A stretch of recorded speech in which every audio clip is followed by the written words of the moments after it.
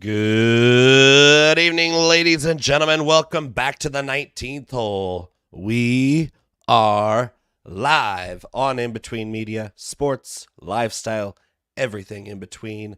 You should like this video.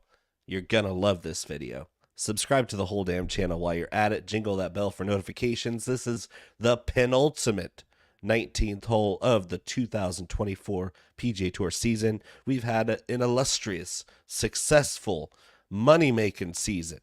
We still got a couple weeks left. We had a couple great shows.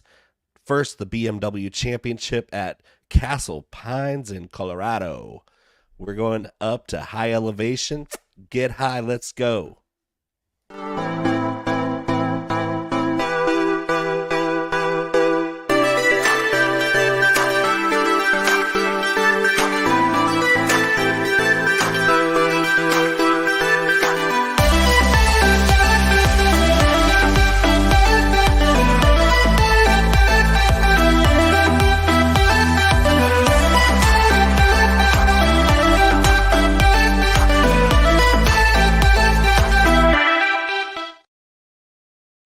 Mountain golf. Connor, you're from the mountains. I'm from the mountains of California. This is our golf. This is our tournament. Yeah, this one gets close to home, man. I grew up maybe 35 minutes from this course. Let's frickin' go. It's the playoffs. We have whittled it down to 50 golfers for the BMW Championship. Only 30 will qualify for next week's Tour Championship in Atlanta. We're getting down to the nitty-gritty here for the Dirt Band. Get out of here, Tim Burke. It's only a good evening because you keep beating us, asshole. Hello, Chelsea. We got the North represented in here tonight. The North. Is it our fearless leader, Victor Week? It probably is. I was away for me last week, but I'm here now. Hey, Victor, damn near made me look like a fucking genius last week. I mean, I already kind of did because we cashed on the top 5 and the top 10 that I threw on him. And also Wyndham Clark, shout out Colorado again, showing out at last week's tournament. These guys are coming to play. I really do. Yeah, Tim, it's not lucky if you keep doing it. No, Connor, how you feeling? I'm super pumped for this week. I'm really, really anxious to see how Castle Pines plays. There's a lot of things it reminds me of. I did a couple of course flyovers and getting ready for this show today. I mean, some of the greens and some of the green complexes remind me a lot of Augusta. You've got the Pine Line fairways. I mean, there's a lot of things here that remind me of a lot of the courses that we love to see. So I'm just hoping that this tournament goes really well and we get more events out of Castle Pines. Yeah, and whoever thought that a course this gorgeous, this illustrious in the state of Colorado hasn't had a tour event since 2006 when they scrapped the international tournament, which was a Stableford. I mean, nobody loves the Stableford system. It's kind of pointless. But now we have one Stableford event at the Barracuda here in NorCal, which is another course comp. Is the mountain course at Old Greenwood up there in Truckee. That's kind of what I'm used to playing, is that Poana mountain golf, where it's like you get some fast greens, you got a lot of elevation changes, you have to do the math in your head at altitude. That's a big deal for this tournament. We're looking at a 10% difference in carry. That's going to have to be in the back of your mind at all times. The caddies are going to be hard at work this week, but at the same time, we don't have any match play tournaments on the PGA Tour anymore. And that's a tragedy. I'm actually pissed off about that. It's like, bring back the double-decker Taco Bell. First of all, bring back the double-decker, and PGA Tour, bring back the match play events. I want at least 4. Don't just bring back the WGC. I want 4 minimum match play tournaments on the PGA Tour calendar post haste, and get rid of this Stableford bullshit, because nobody likes it. The golfers don't like it. The sponsors don't like it. It's stupid. It's just pointless. So give me all the great courses with stroke play or match play. Maybe bring back a full-time event here at Castle Pines. Stroke play event, make it signature. Just like this week, it's playoffs. It's a signature event. Top 50 golfers. It's going to be a really good audition for this golf course, and people are going to realize this place is spectacular. Yeah, and this place, I think what's cool about it is it has all the makings to like host major events in the future. You can grow it up, you can grow it down. It's got tricky greens. It's got a lot of trouble you can get in. You can stretch it out to 8,100. You can drop it down to 7,500. It's got split tee boxes, split fairways. Pitch and putt at that distance with the elevation. But it's, I mean, there's so many things they can do layout wise with this course. Like I'm super pumped. This is going to be a good watch. It is. So, are you drinking anything? I got a little beverage here. Well, the last time I had any kind of semblance of a real win was the night we were drinking Peerless. So I'm going to have a couple of these, see how tuned up I can get, see if we can get a little luck. I'm sipping on some Simply Spiked Strawberry Peach seltzer. A seltzer for you, sir. Yeah, that it is.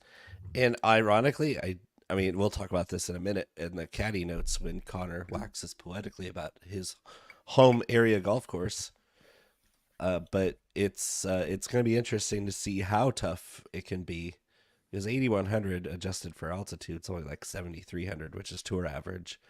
So it's going to be interesting to see how good these guys can play doing math on every shot, and dealing with the conditions, however they are. Fast greens, different types of situations with just what we're gonna see here is could be anything. I'm interested. Yeah, that is my opening sentence for my Caddy notes, actually. All right, well, let's hit the drop and let's don't disregard what I just spoiled. Connor's gonna make it sound like it's the first time we're hearing of it right after. I'll ad lib on the fly. Okay. Yeah, good.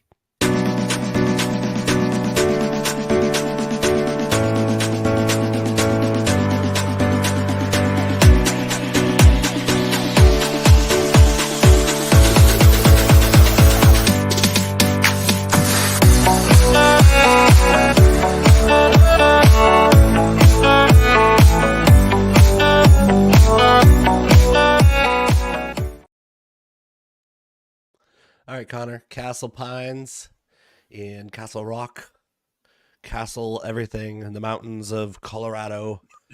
Take it away. So yeah, for those of you that don't know where Castle Rock is, it's just south of Denver, kind of in between Denver and Colorado Springs, kind of nestled in amongst like some mesas, some ridges, the foothills, not quite up into the mountains yet. Elevation here, I think, is around 6,800 is where the course sits at. So about 1.25 miles high. So Bo talked about it a little bit in the intro. You definitely are going to have some added distance on shots this week. Yardage as it sits is 8,130 yards, par 72, bent fairways and bent greens. Absolutely not entirely sure what to expect. It's kind of anybody's guess. We hit on it, and it hasn't had a stop since 2006, so we really don't have much to go off of. There's some course comps that we kind of touched on in the beginning, and I think you can get a feel for who might do well here, but it really is who's going to be handy with the math and understand how to adjust for elevation, how to adjust for some of the elevation changes that are throughout this place, and there's some dramatic ones. So the course has been massively overhauled since 2006, essentially to entice some future tour stops. The yardage is definitely misleading. This course is almost at 1.25 miles sea level, which we touched on. The rough is definitely going to be grown up, and fairways should be narrowed. I think the widest fairway that we're looking at this week's around 30 yards. A ton of elevation change. Like I said, you got a lot of uphill shots and a lot of elevated tee boxes, pine tree line fairways. There's water on quite a few holes and guarding a lot of the greens. Super deep bunkers, kind of hooked bunkers in some spots. So you definitely got some trouble that you can get in here. Accurate bombers may actually have a little bit of an advantage on this course, but accuracy is definitely going to be critical here. The shorter hitters are going to be able to keep up, but they're going to have a little longer approach. And some of these, like I said, some of these greens are a little tricky. They've got some false fronts, some runoff areas. The kind of shitty thing about the runoff areas is they lead typically towards water. So it's not a spot where you're going to want to be trying to run irons up. So we want to get short irons in these guys' hands. Having some experience playing in Colorado, I definitely can say that the foothills and mesas and ridges in particular pose kind of a unique issue when you're putting. Balls always break away from the mountains regardless of the slope. Everywhere, every time. Really only 4 or 5 holes where that's going to firmly come into play, but it is something that if you don't know what you're doing, it can trick you really easily. Because you're pretty much always on a side slope, even if it looks flat. Yeah, and what's crazy is the course I grew up on butted up to a mesa in Golden, and literally the mesa was here, and the green could be sloped like this, and the ball would still break up that hill because it's going away from the mesa. So, because if you zoom way out, you're still going downhill. Yeah, which is wild, but it definitely plays tricks on your mind. I really do only think that there's maybe 4 or 5 holes. Probably the trickiest one is hole 9, which is kind of an uphill going back to the clubhouse. And the clubhouse is situated right against a ridge. And it's got a false front sloping down back towards the tee box. So that one's going to be really, really tricky, really, really fast. That's the biggest one that I saw doing the flyovers, but there are a few more. So, the best game plan I think we have going into this week is get with the guys that have hot hands. We don't have a lot of course history to go off of, so form is going to be at least something I'm weighing into the equation. But you want guys with a full bag of tricks, which is kind of the theme last week, this week, and to round us out next week at the championship. So, yeah, at least next week we'll have a lot of course history so we can use. But it's interesting. One thing he didn't mention that I do want to put out there is these greens are going to be fast. Last week was a 12.5 on the stimp. I think we're going to be 13 plus this week. Poana is bumpy in the afternoon, but it can run really true, especially with how they're going to mow this. The Poe bent blend it's designed to be nice and firm and fast, and with the runoffs you're going to have to hit into these quadrants of the green that puts you in a position to putt uphill. If you're putting downhill defensively here, you're not going to make very many birdies. I don't know that we're going to see a lot of big numbers around this golf course, but if you're not on your game on approach and putting yourself in position to putt uphill from below the hole, good luck. Good luck making birdie putts at a high clip. I do think that even if the scoring is favorable, you're going to see a couple guys kind of jump out to a big lead and hold it, while other guys are still trying to figure it out over the 4 days. Yeah, it kind of depends. Like, I think they're intending for it to play firm and fast. There is a fair amount of moisture projected, especially like Saturday and Sunday. So I think it'll be slower than what we expect, but nonetheless, it's going to be fast. The greens are tiered. The greens are undulating. They're not exactly enormous, with the exception of a couple of the par threes have some really generous green area. But other than that, I think it's going to be pretty tricky. And like I said, I don't think we got a lot of guys that have a whole lot of experience here. So, I don't know. I still think that we get somewhere in the neighborhood of 18 under. I think this course is pretty gettable. You're going to have pretty consistent golf out of the top players. Well, it's a par 72 that's effectively going to play tour average length, which does lend to a little bit of a lower score overall for the winner. We might see some guys with no cut that do struggle all 4 days, and the average score might be somewhere around even part of maybe -5. But I think the winning score could be anywhere between 15 and 20. We don't know.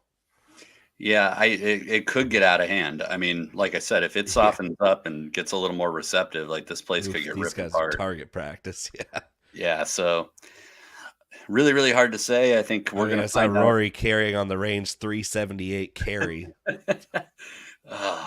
I'm going to play him. I'm going to do it. I know, me too. I probably shouldn't. But I'm flying over the course looking at it going, man, this is a Rory course. This sets up perfect for Rory. Like the shot shape, the approach shots, the distance off the tee, and the accuracy. Like being able to hit wedges whenever everybody's going to be trying to do math in their head on 7 and 8 iron, and Yeah, it's like even guys like Scotty who are at the tour average distance around 300, they're gonna be hitting all sorts of different clubs on approach, which Scotty can do, but like a lot of these guys aren't going to be equipped for hitting mid to to short to mid irons into these greens from distances they're not used to.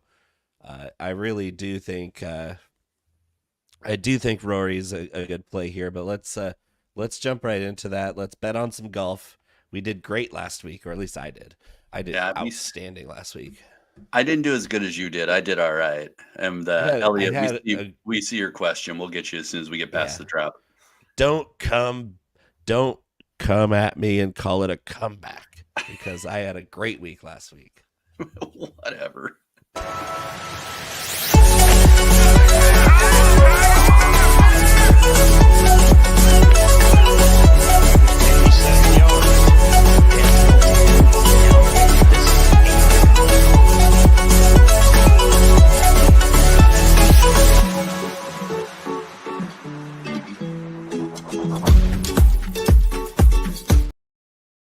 Brad, Chad, and Thad are ready to play some mountain golf. We're getting there, Elliot. We do cover this every week. If you're new to the show, we always cover first round leader, usually towards the end. We might jump the gun here because you're asking for it directly. Okay. I'll play ball. I'll give it to him up front. Yeah. Who's your first round leader, Connor? So for me, I'm targeting Wyndham Clark.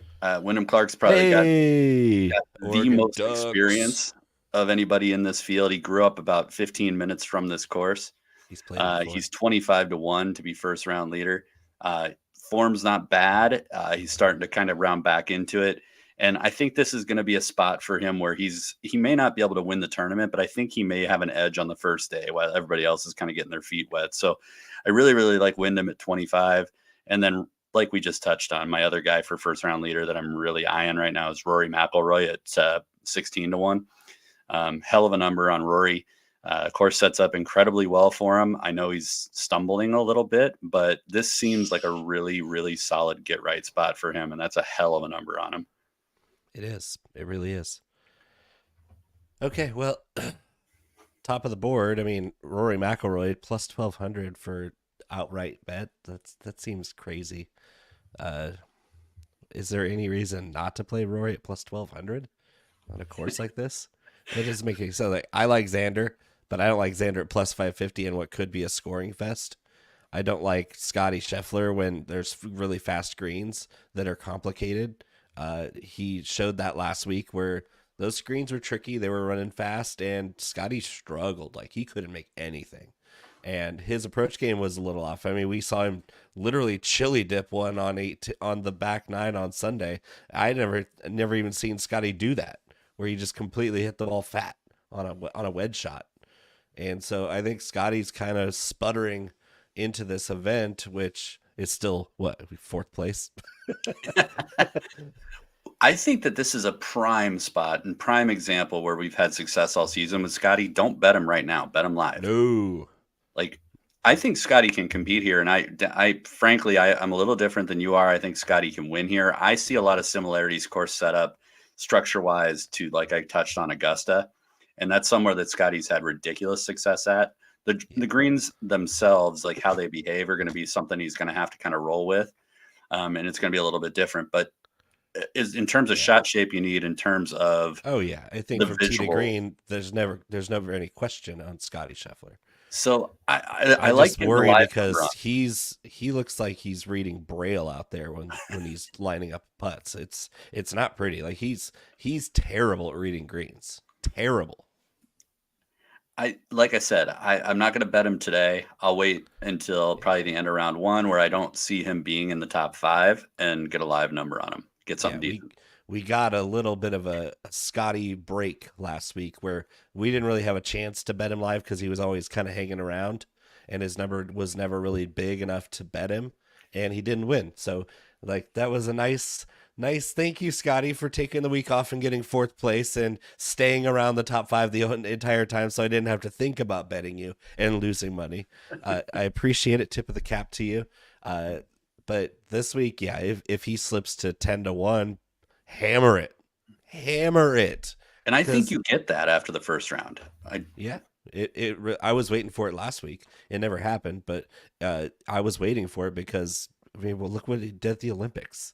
You could have got him at 30-1 entering the back nine of the Olympics. It's definitely a week for live betting Scotty. And like I said, I think Bo innovated that technique, and we've done well with it all season. So it's a good week for that. So getting back to Rory though, yeah, the deal with Rory, Bo, you kind of nailed it in an earlier segment. He's going to be taking very short irons and wedges into most of these greens, and I think that gives him a really strong advantage over a lot of these other guys. These Most greens of them. are going to be firm. They're going to be fast. There's runoffs. We need guys that are coming in with high, short irons that are able to stick it. So Rory, for all of his BS and problems aside, like Rory's driver and Rory's like off the tee game are still probably the most elite skill set in golf. And so I'm going to trust that continues, and I'm going to trust that he's going to get handy with the wedge this week. So I love him at 12. I love that first round leader at 16 too. Viktor Hovland, our runner-up. For a brief moment, he took advantage of Hideki Matsuyama's brief collapse on the back nine Sunday and was the solo leader for one hole. And then Hideki birdied 17, and then Hideki needed a par and decided to go full on aggressive, make a birdie and put the thing away on 18, and pretty much gave us no hope after that. But Viktor Hovland looked outstanding last week, just like I said he would.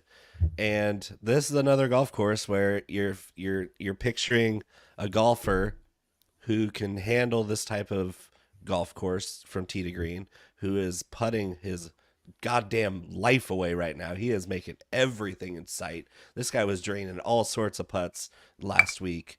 I think Viktor Hovland is at a peak confidence, just like he was last year when he won the BMW in Chicago. Different golf course, obviously, than Olympia Fields, but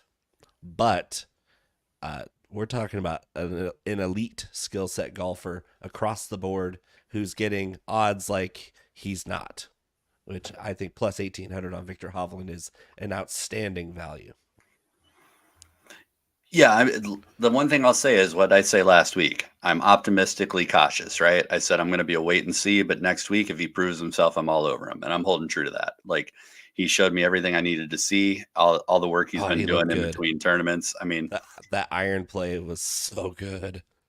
And thankfully he didn't win, so we're still getting a double-digit number on him. So at 18-1, thankfully he didn't win, because that would have been 35-1 for me. But I'll take the 6-1 top five. But I mean, thankfully for me, he didn't win, so I don't got to listen to you all night. Shit. Well, Wyndham Clark was the other guy that had a chance to win on Sunday. He turned in a great Sunday round, cashed in our top 10 last week. Wyndham Clark, Colorado native. Oregon Duck. He grew up playing mountain golf, and he was a child prodigy golfer in the mountains of Colorado, where you don't really get a lot of prodigy golfers from Colorado. It's a ski town. It's a ski state. You're playing hockey, or you're doing something on ice or snow. You're not doing golf as like, hey, this is the next great golfer in the world. Wyndham Clark is that guy, and he's playing out of his mind right now, finding fairways, which if Wyndham Clark finds fairways with his length and his short game, look out, because he can make birdies in a hurry. Yeah, we have more dudes on the snowboard team than we did on the golf team in high school. Oh, yeah, so you're not wrong. With Wyndham, the strange thing is that it's really just been recently that he's finding that driver again. So if he keeps it in the fairway this week, I mean, he's hit it so close on approach. And he'll have that proximity range similar to McIlroy from about 100 to 125 on a lot of shots, and he's fifth in the field in that. Much better short game than Rory, especially putting. Well, and scrambling too is something that we didn't hit on yet, but will come into play here, whether you miss fairways or whether you're scrambling to get up and down. And Wyndham's number 16 in the field. And we talk a lot about Wyndham Clark, and his up and down is so inconsistent. Turns out like that's more of our eyes failing us, because statistically he's pretty good. Yeah. Number 2 in driving distance behind some guy named Rory. He's in that same tier off the tee if he can find the accuracy. He's number 7 in birdies or better. Yeah, he's just good. I think the only time we've seen Wyndham Clark struggle is when he just doesn't have the confidence. Like he'll miss a couple of fairways, beat himself up over it, cuss himself out, throw a club or two, and then you're like, okay, what's next? And then you see him going on a six birdies in a row, and you're like, oh, he's fine. He just needed to vent. Well, and here's something that people that are new to the show might not know, but like you and I, for whatever reason, are fairly well tuned in to Wyndham Clark. We called him coming on last year, and we got a really 75-1 hit on him, if I remember right. Yep. And this just reeks of the same type of form leading in. And when Wyndham's starting to round into form, you want to get him when you can. When he's hot, holy crap, does he get hot? So I love him back home. I love him having the knowledge of how to play at elevation, how to play this course in particular. Like this just makes a ton of sense. I dropped down quite a ways. Do you have anybody kind of between 30 and 50? Between 30 and 50. We didn't touch on him, but I am gonna run out some Morikawa again. Colin. So Iron plays solid. I worry about him on greens like this. I mean, that's kind of what played out last week. He's another guy though that like I've been watching the form. There's a lot going. He just hasn't put it all together in a tournament yet. And like I'm on the train. I'm going to keep going. The other guy too that rates out really well here and actually has really good history at mountain courses and Augusta and a little bit these trickier like thinking man's courses is Russell Henley at 35-1. Henley's not somebody that like I generally do an outright on, but he rated out super well for me, and he does make a lot of sense here. Has great history on, like I said, trickier courses like Augusta National, and I keep banging the drum on that. I know there are some other people that agree with me, but there are a lot of similarities in how this course is laid out and structured. So Henley's more of a DFS pick for me, but yeah, I see where you're coming up on that. I believe he's number 6 in my model because he's number 1 in good drives gained, which is a pretty nice one. He's also number 3 in proximity on approach. That's seems good. Seems good. He's just not really short hitter. He's one of the shortest hitters in this field, which won't give him much of an advantage when it comes to which clubs he hits on approach. But I get it. He is definitely an upside play for me in DFS. I just don't know if I want to bet him. My next guy is at 60-1, and that's Willie Z, another guy who showed me something last week. And guess what? You get a ball striker's paradise like this course, and you get a guy like Willie Z who starts feeling good, and especially with putting. And I look at his putting splits. He putts better on faster greens. He putts better on POA bent blends. He putts better when the golf courses are tougher. This is a guy who is in the bottom half still in scrambling and putting, but every other metric he's top 10 in this field, which is a great field. Number 5 in tee to green, number 6 in birdies or better, number 8 in good drives, number 7 in proximity, number 10 in driving distance. He's still got length. He's not as long as he was before back surgery, but he's still got plenty of bomber in him.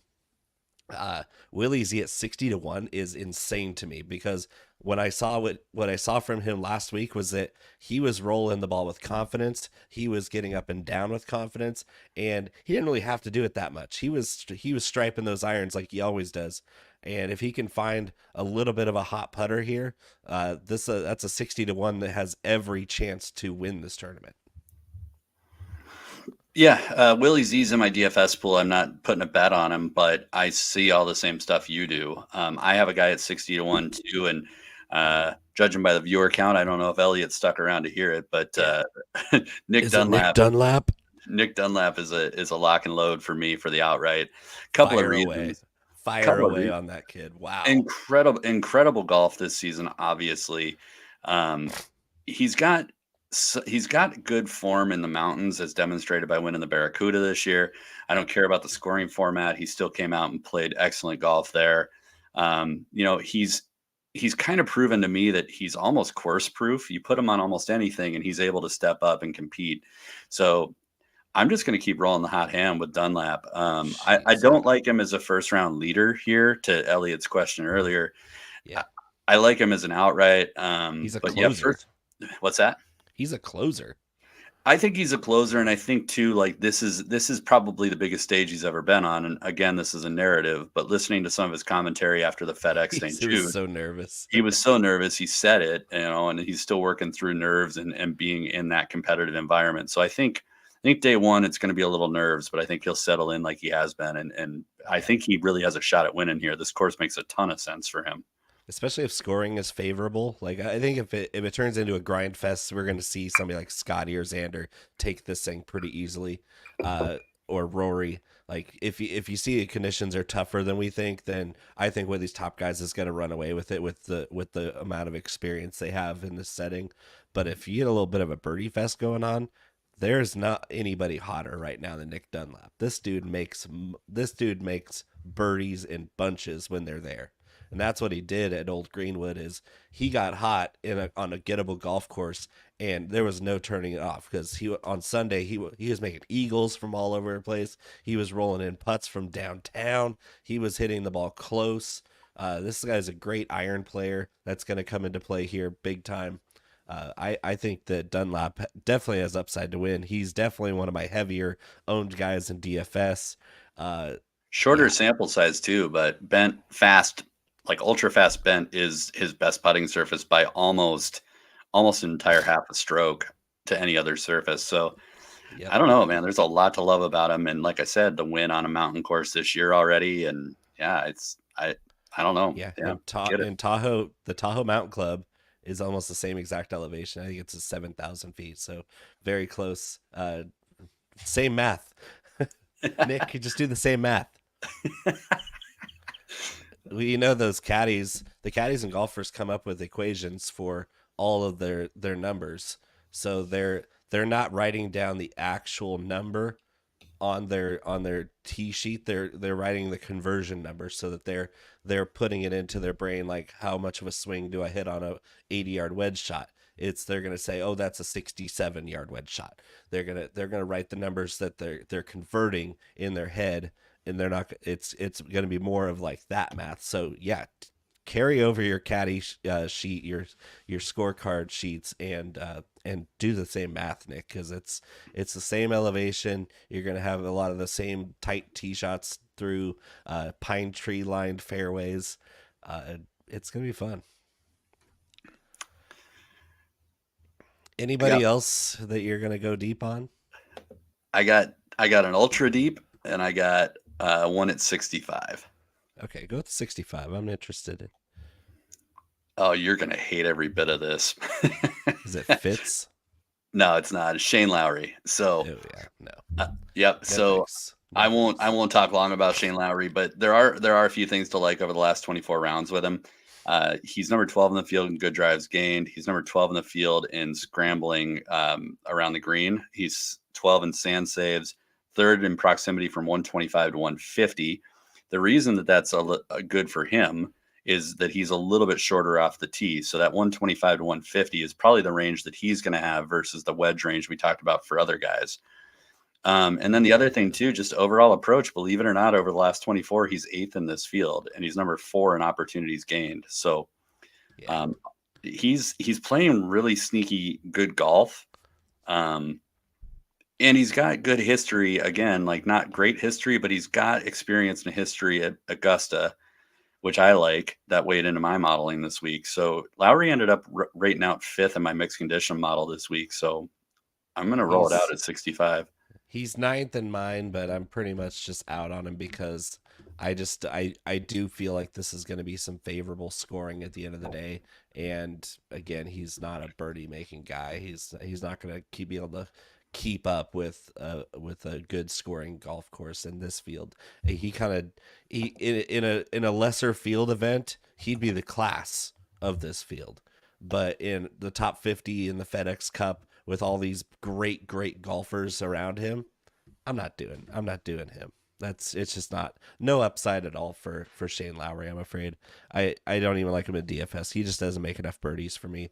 If it was going to be something where we knew it was going to be tough, we knew it was going to be a grinded out par fest. Sure, the weather was going to be shitty. Sure, Shane Lowry is a great terrible weather par maker, but he just doesn't blow my skirt up this week because I think it's going to be the opposite. Hold my beer. Yeah. So one guy I'm going to take a shot on because his odds have slipped so far is a guy who's played absolutely dreadful golf this year. The whole year, pretty much. He's got a couple top tens, but mostly it's been a shit year for Max Homa. But 110 to 1 for a guy that talented, I'm going to take a shot. Maybe a couple bucks. Couple bucks, Max Homa. Show me something. You need to put that Cali green down, bud. But what the hell is going on where this guy's having the worst season of his career by far, and he still somehow made it to the BMW Championship? Yeah, the problem is though, if you look at him over the last like 6, 7, 8 starts, It's bad. It's bad. He's not gaining in a single category. I mean, it's just brutal. Yeah, he's still top 10 in driving distance, number 9 in birdies. He can't stay away from the big numbers, and that's what happened to him last week. He had a great first round and then completely imploded and pretty much mailed in the weekend, even though there was no cut. He shot 78 on Friday, and he was like, "Oh, right, that's it. That's pretty much just going to finish out my weekend and go home." But top 10 putter in this field, number 6 in bogey avoidance in these conditions. I think he has upside for 110 to 1. I just need him to find some fairways. 31st in good drives gained. That's a red flag, and 34th in proximity. Everything else looks good. Max, I don't know what's going on with you, buddy, but 110 to 1 would be a hell of a turnaround. Yeah, I mean, throw $5 at it, I suppose. I think that is, I think 110 is appropriate for him. Oh, I'm not arguing with that. I saw that name among the other names down there, and I was like, you know what? He's way more talented than all of those guys. Well, I have the guy at the very, very bottom of the chart. Oh, du France? You got the Mathieu Pavon? Mathieu Pavon at 150 to 1. Oui. Again, I've done dumber shit with $5, but I like this guy in high pressure situations. If you look at the U.S. Open, where he finished 5th and absolutely crushed it, 14.5 strokes tee to green is what he gained that week. What you mean the pressure situations like hosting, playing the Olympics in your host country and getting dead fucking last? Is that kind of pressure? Yeah, there's whatever. just keep things in a vacuum. But again, again with more course comp stuff, 12th at the Masters this year, where he gained 6.3 strokes tee to green.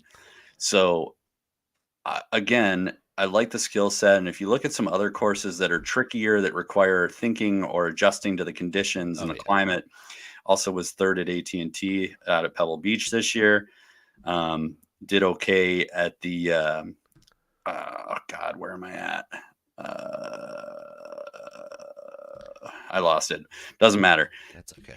It doesn't matter with him, but he's had some really good finishes this year. I mean, again, he won at the Farmers. He had a 3rd at Pebble, 12th at the Masters, 5th at the U.S. Open, 16th at the Travelers. You know, in terms of a season form, he is light years better than Max Homa is, and we're getting deeper numbers. Okay. All right. I'm not going to argue with that because they're both really, really long shots.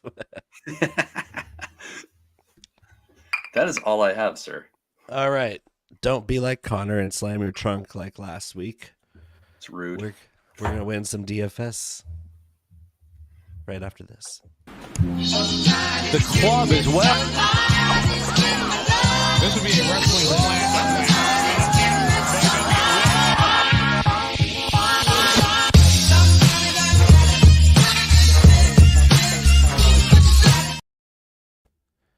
Well, Connor, it's going to be interesting playing DFS with 50-man field. You're going to get a lot of dupes. Are you going to play anything besides like single entry, 3 max, cash games? Is that where you're going? Because that's where I'm going. Yeah, high dollar single entry is where I'm living this week. Yep. Good call. You're so smart. Yep. And to be honest, my player pool is smaller than it normally is, and not just because of the size of the field, just because I want a really concentrated shot. Most of my single entries are probably going to be the same lineup. I'm not going to diversify a whole ton. I'm all eggs in one basket and hope I'm right. Yeah, I think I'm going to do the same thing. I think I have a 12-man pool, which means I'm going to have 2 lineups. 2 lineups. I'm building 2 premier lineups. Yeah, I got mine down to 19. I started out with about 24, and I'm going to keep whittling it down as we go. But I where I'm sitting right now, I got 19 guys. So because leverage isn't really going to be a thing with this tournament, we have a lot of pretty balanced at the top. There's a lot of pretty much everybody's on the same sleepers. Just got to pick the right combination of guys. Is there anybody that stands out at the top of this board that you're going to get a little heavier on? For me, it's probably going to be Rory. I think that the price on Rory at 10.8, and also he's the lowest owned above 10. And for all the reasons I already mentioned, liking him, I think that's my jumping off point, and it allows me to go 2 in the 10s if I want to. Yeah. It also allows me to build pretty balanced and finish with a guy or 2 in the 6s. But there's a couple guys in the 6s that we love. I like so.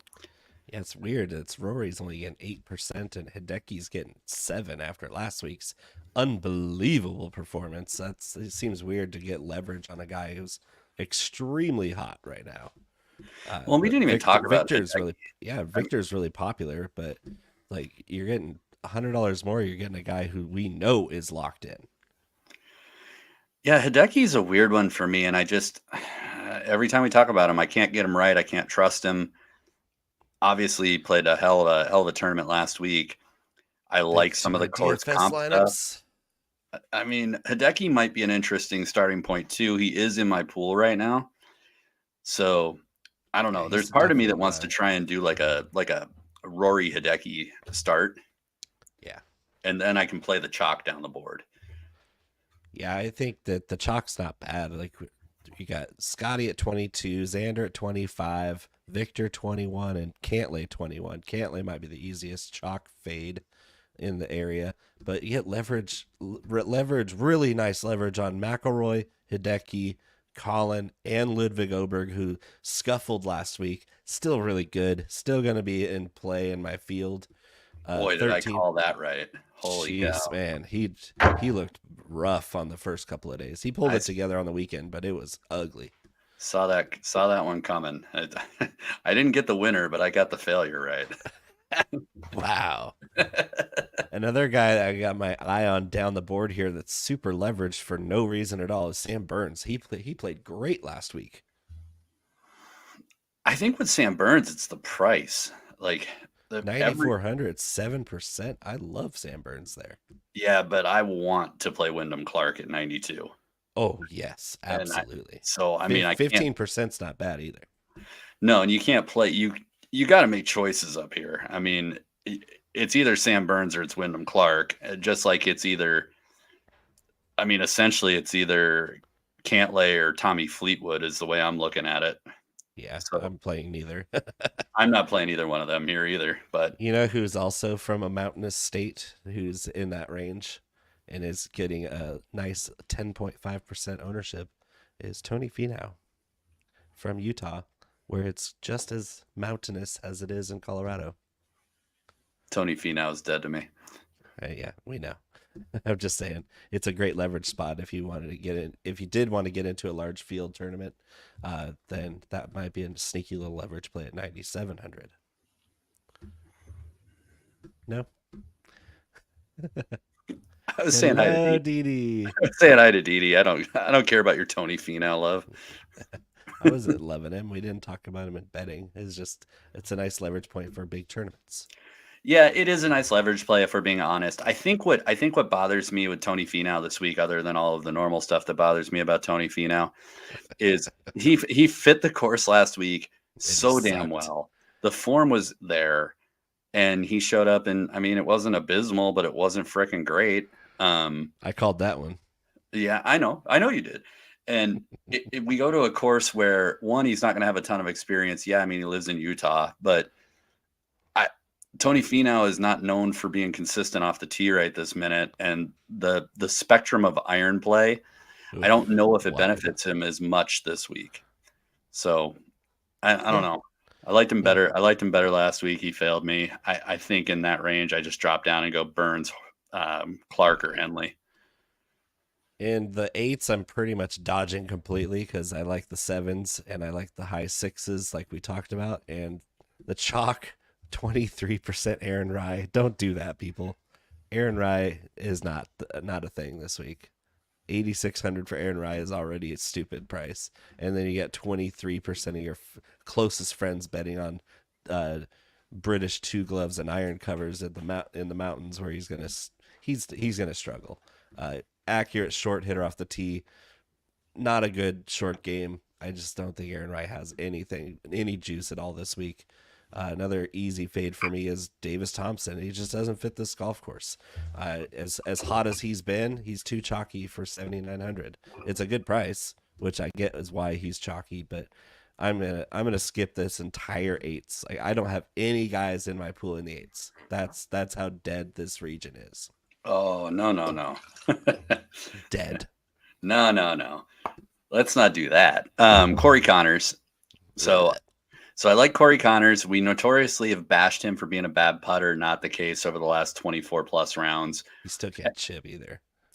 Yeah, his sand save stuff is worrisome, but around the greens, he's pretty much average. What's nice about Corey Connors is he's 13th in this field in good drives. He's 14th in this field in approach, and he's 6th in opportunities gained, which I really like. And my putting is on super fast bent is how I weight it. Yeah. Which I know it's a blend, but I still like Corey Connors, 25th in the field. So 8,900 I think is an interesting spot for Corey Connors because it's a little pricey, but he's been playing really well. And then we talk about guys that do well on mountain courses. Akshay Bhatia has won the Barracuda. He is $8,400, rates out 7th in my model this week. That's the only guy that I'm even considering. So I think I'm going to have a lot of shares of Akshay this week. Driving has actually been really good lately. Bogey avoidance, he's 8th. We haven't had the finishes out of Akshay that we wanted, and he's kind of let us down. But this is a course that makes a ton of sense for him. So $8,400, I think, is a really solid price. He's got winning upside for sure. Upside for sure, yes. Okay, going down the board. Anybody else in the eights? Christian Bezadenhout, great short game. Shane Lowry, we already talked about. That's a leverage point if you're keen on scoring 60 points in DFS and making the cut in a no cut event. That's great. Good job. Bobby Mack is 27% roster projection. Don't do that either. Like, he's right there with Aaron Rye and guys I will not have any of, and it will be the instant leverage of all dreams, because to see him and Taylor Pendrith get 25% plus is insanity when Nick Dunlap is also chalky at 6,900 at only 20%, and Yeah, I'd much Dunlap rather all play day, him. baby. Dunlap all day. It's insane chalk on two guys that have no business being chalky, and then Will Zalatoris a little bit chalky. Eric Cole 6,500 at 30%, Grazerman 32% projected, and Eckroat 24%. I might have a little Grazerman, but the other guys are not going to get any love from me. What's going on here? So actually, I'm out on Grazerman. Good. That saves me. I'm going to unclick his star right now. Sorry, Max. I'm going, of the three that you named in the high rostership there, Eckroat is actually the one that I'm going with here. Rates out best in approach, rates out best in opportunity gained of those three. He is best in fairways gained out of those three. All of these, by the way, are top 20 stats for him. He's 18, 18, and 10, respectfully. And he's in the top 25 in the two key proximities that I looked at. So I really like him at $6,300. I think he's great salary relief at the bottom, to be honest. Didi really likes us. Didi is literally the best. Yep. Take notes, everyone. If you want to get to our heart, you buy super stickers for the channel. And come to damn near all of our shows. Yep. Right, other than that, down here, yeah. I tinkered with Thomas Dietrich. So I'm going to go back and revisit him. There's some stuff to like with him. It's just a little like you really have to dig in and look at his stats because it's just not very consistent. Si Woo is an interesting one down here for me. I think there's a lot.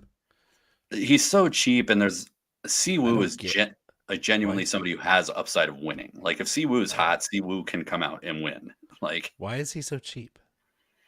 I think it's a lot of things. The putting's been pretty bad. I And he mean, doesn't make birdies. He's 48th in birdie or better. yeah, like he's had like a really polarizing season. Like he started out hot. Like we were really impressed with him, and then it just We're really impressed with his consistency, and he's back to same old volatile plutonium Siwoo Kim. I'm saying if I do a mass entry, like he would find his way into a couple. Yeah, okay. But for me, it's Eck Road down here. And then really, really top heavy stacked lineups. I'm going to go Pavone, 6K flat. That's a good price. That's a good price. I will not disagree with the Frenchman, Mathieu Pavon. All right, we already said first round leaders. Who's going to take this thing and what score?